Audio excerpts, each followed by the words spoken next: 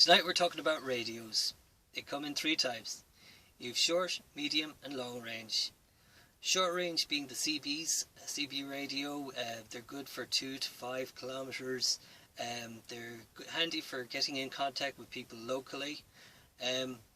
For the regional and the international side of things, you're going to need a ham radio licence, and they can be gotten through the Irish Amateur Radios Association.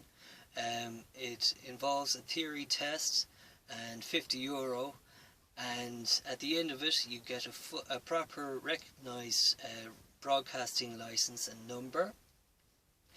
For that, it's a very good skill to have, and it makes you a very essential person in times of a national emergency.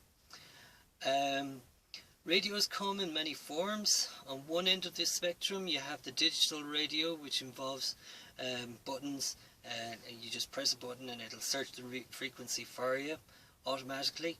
And then on the other side you have the full analog experience, where you can actually build a radio from a circuit board and a few capacitors thrown together.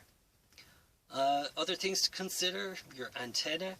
It can be a couple of foot long, and then you have antenna that involve a mast that has to be about 40 foot high.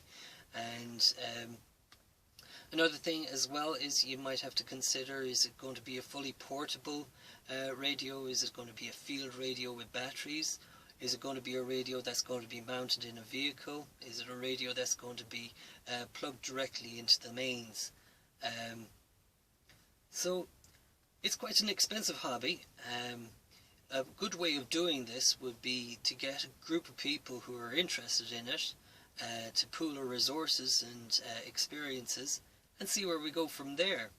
A good night can be got out of it. You can spend the night channel hopping, finding contacts from here to Timbuktu.